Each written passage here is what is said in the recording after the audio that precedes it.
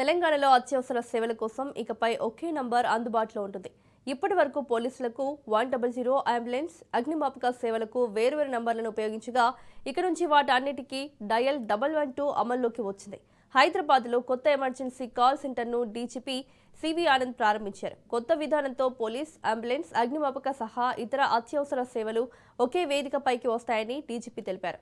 Road ప్రమాదాలు, దోపిడీలు, గొడవలు, మహిళలపై వేధింపుల వంటి అత్యవసర పరిస్థితుల్లో 112కు కాల్ చేస్తే వెంటనే స్పందన లభించేలా వ్యవస్థను రూపొందించినట్లు డీజీపీ తెలిపారు.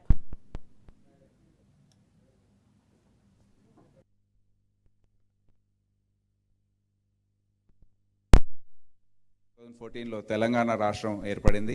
ఇప్పుడు కూడా ఇక్కడ పనిచేసే ఆఫీసర్స్లో ఒక సాంకేతిక పరిజ్ఞానం వాడుకోవడంలో ఒక నైపుణ్యం అనేది ఆఫీసర్స్కి ముందు నుండి ఉంది. 2003లోనే ఈ కాప్స్ అనే ప్రాజెక్టు దేశంలో ఎవరు కూడా కంప్యూటర్స్ ఇవన్నీ కూడా వినక ముందే ఈ కాప్స్ అనే ఈ ప్రాజెక్టు మన ఉమ్మడి రాష్ట్రంలో లాంచ్ చేయడం జరిగింది. అప్పుడే సీసీటీవీ అనే ఒక పదం ఎవరికి కూడా తెలియదు.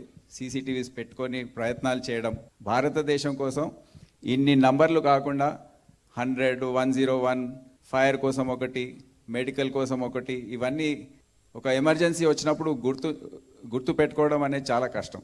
అందుకే 112 అనేది ఒక స్టాండర్డైజ్ నంబర్ ఉండాలి అని ఆ కమిటీ రికమెండ్ చేయడం, దాన్ని అమలు చేయడం అనేది ప్రారంభించారు. ఈ మధ్య కాలంలో మనకు ఆర్టిఫిషియల్ ఇంటెలిజెన్స్ అనేది ఒకటి రావడం, మళ్ళీ దాన్ని ఇంకా ఫాస్ట్ రెస్పాన్స్ ఇచ్చే విధంగా కాలర్ చేసిన తర్వాత ఎటువంటి డిలే లేకుండా దాన్ని డిస్పాచ్ వారికి పంపించడం, అక్కడ నుండి బయలుదేరి ఆ వాహనం కూడా పోలీస్ సిబ్బంది కూడా వెళ్ళి ఆ సీన్ రీచ్ కావడం అనేది జరుగుతూ ఉంది.